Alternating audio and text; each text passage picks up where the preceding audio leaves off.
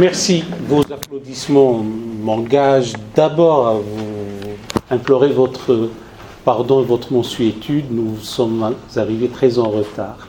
J'ai été un peu déculpabilisé en regardant le député Éric Coquerel. C'est comme ça, mais c'est très bien. Je suis venu en ami, en compatriote, et nous partageons une citoyenneté. Je suis ravi de vous revoir, monsieur le rabbin. Je sais que à chaque fois que nous venons ici, l'accueil est chaleureux. Je ne vois pas le maire, le premier magistrat de la ville, Chevreau, mais il est bien représenté ici, puisque je te vois, mon cher Farid. Et je suis venu aussi vous délivrer un message en 3 temps. Et la conclusion du député Coquerel est bonne et sur laquelle je dirai aussi quelque chose. Le premier temps, il est dans la vocation de la Fondation de l'Islam de France, dans sa mission, dans son ambition, dans sa volonté de répondre aux mensonges, les mensonges éhontés, aux fantasmes, à la torsion de l'histoire et de la vérité par les faits. Et lorsqu'il y a des jeunes pousses, des compétences, de la volonté, de la pertinence pour mener à bien un projet, il est dans l'ordre naturel des choses que la Fondation de l'Islam de France aide cela. Et selon d'ailleurs la parabole de la veuve indigente, si nous avions davantage de moyens, nous aurions donné davantage encore d'aide, à la fois au niveau financier et au niveau logistique. C'est normal que nous nous retrouvions dans ce que certains appellent les territoires. Bon, il n'y a qu'un seul territoire, c'est celui de la République. Il n'y a pas des territoires et d'autres, mais nous nous retrouvons dans des territoires. Et nous sommes pour l'éducation populaire dans les territoires prioritaires. Et cette soif inextinguible de connaissances, de culture, bien nous l'accompagnons. C'est encore une fois inhérent à notre mission et c'est intrinsèque à notre action. Donc ça, c'est le premier point. Le deuxième point, c'est parce que la période est celle des vaches maigres, en attendant celle des vaches grasses, nous avons restreint notre action à un triptyque. L'éducation, la culture et la médiation sociale. Et cette exposition entre à la fois dans le caractère éducatif et aussi culturel. Et c'est une réponse nécessaire. Nous ne devons pas rester uniquement, exclusivement à la riposte sécuritaire et celle des renseignements généraux pour contrecarrer le terrorisme abject, qui est abject et contre lequel nous nous insurgeons tous. Mais cela ne suffit pas. Il faut aussi une réaction au niveau de ce que nous appelons dans notre jargon le contre-discours, le discours alternatif, certains l'ont appelé un contre-prêche, de l'élaborer, de le faire parvenir à cette jeunesse qui, dans certains cas, n'a que 300 mots pour s'exprimer. Quand on n'a que 300 mots pour s'exprimer, on est potentiellement violent. Et nous faisons en sorte que cette violence puisse être à la fois désacralisée et en plus être accompagnée par la connaissance, être subsumée par la connaissance et par la culture. Donc c'est aussi notre travail.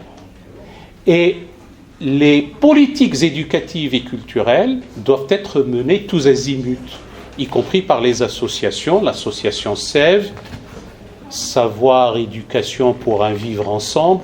Maintenant, on nous dit que le vivre ensemble, nous ne savons plus à quoi il renvoie.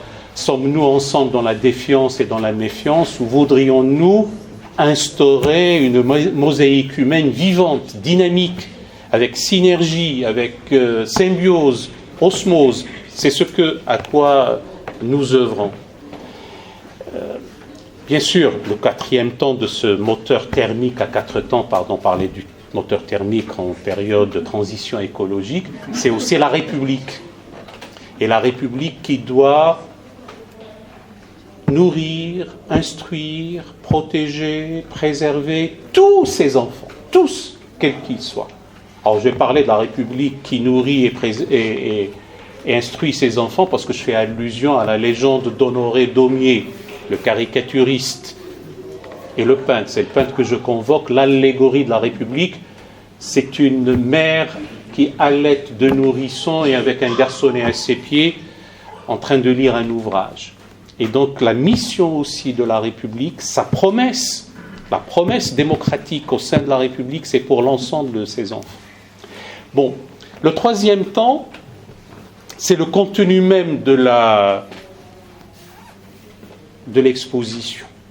Jean Moutapa, l'éditeur, qui a eu à la fois et l'intelligence et la présence d'esprit et l'initiative louable, de faire éditer un ouvrage intitulé « L'histoire de l'islam et des musulmans en France du Moyen-Âge jusqu'à nos jours » sous la direction du regretté professeur Mohamed Harkoun avec une préface de Jacques Le Goff. Et la préface même de Jean dit eh bien, l'islam était une réalité française avant même que la France fût France. Et c'est aussi une réalité. Alors nous ne sommes pas venus édulcorer les choses à notre tour. Il y a 4 temps dans cette exposition. Le Moyen-Âge, la Renaissance, le temps des Lumières, et nous n'avons pas été fidèles aux idéaux des Lumières. L'idéologie colonialiste n'a pas été fidèle aux Lumières. Il faudrait aussi le dire. Et nous tenons aux humanités et à l'humanisme des Lumières. Nous voulons le conjuguer à l'humanisme d'expression arabe qui a prévalu en contexte islamique et qui est totalement oblitéré, effacé des mémoires. Et nous voulons le réactualiser. Et bien sûr, il y a la contemporanéité, les temps actuels, les temps que nous connaissons. Et demain, c'est l'anniversaire de l'armistice. Et il y avait davantage de Mohammed dans la nécropole de Verdun que de Martin et de Matthieu. Et c'est Mohammed était l'honneur de la France à celui qui dit à une Absatou-si qu'elle est l'insulte de la France. À ce moment-là, quand on voulait libérer la France, eh bien, il y avait des Mohammed qui étaient son honneur. Et c'est aussi une réponse à la distorsion de l'histoire et au mensonge. Alors, oui, c'est vrai, nous vivons un temps de trompisation de la politique, où la haine, le ressentiment, le fantasme, l'outrance sont devenus un programme politique. Et ce qui est curieux, c'est qu'il y a une bonne frange de notre nation qui suit cela et qui trouve cela normal. Il était inimaginable d'avoir l'auteur de cette théorie fumeuse à la télévision. Là, il vient sans aucun contradicteur. Et il débite ces insanités. Il est inimaginable de penser un instant qu'une Battéor puisse venir parler à la télévision sans aucun contradicteur. Eh bien, cela s'est banalisé. Cela se comprend. Et qui dit comprendre ne dit jamais admettre. Parce qu'une partie de notre nation a été aussi traumatisée par des attaques que nous avons toujours qualifiées d'abjectes et que nous avons toujours condamnées.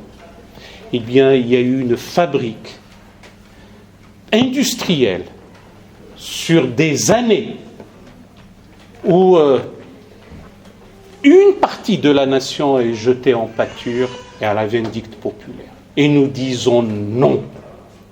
Parce que nous disons non calmement. Si je me suis un peu enflammé là, c'est parce que ça m'arrive par moments. Mais nous le disons calmement et sereinement. Notre détermination est totale pour que nous n'allions pas vers des lendemains qui déchantent. Certains nous disent que nous allons à la barbarie, barbu à bas bruit. D'autres qui nous disent que nous allons à la guerre civile à petits pas. Bien nous n'abdiquerons pas. Nous n'abdiquerons pas. Nous garderons la tête froide quand les autres la perdront. Il faut simplement savoir que tout discours de haine ne peut pas rester comme ça sans conséquences graves pour la cohésion nationale. Et il y va de la paix civile. Ça ne viendra jamais de notre part parce que nous tenons à la nation, nous tenons à cette paix civile.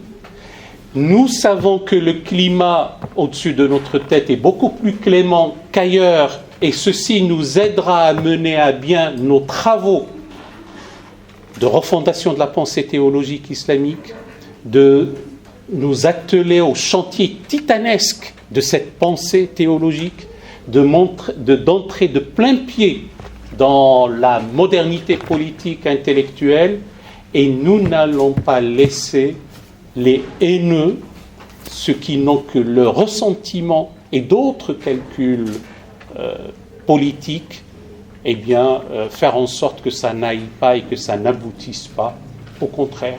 Et donc cette exposition y participe. Et nous découvrirons que la relation entre l'islam et la France est complexe, longue, faite d'aversion et de fascination, d'admiration et de rejet, d'alliance et de conflit, mais c'est ça l'histoire. Et celui qui n'est pas riche de son histoire sera pauvre de son avenir. Et celui qui n'a pas une vision claire et sereine aussi d'un passé bien construit, ne bâtira rien sur un avenir qui sera léger. C'est le message que je suis venu vous dire, en amitié, en simplicité, sous la voûte commune de la laïcité, mais avec le respect de l'ensemble de nos concitoyens, quelle que soit leur appartenance confessionnelle ou pas, et toute liberté reconnue de croire, de ne pas croire, de pouvoir changer de croyance, parce que nous sommes attachés aussi à la liberté de conscience. Voilà, nous continuons ainsi. Merci de m'avoir entendu. Merci de m'avoir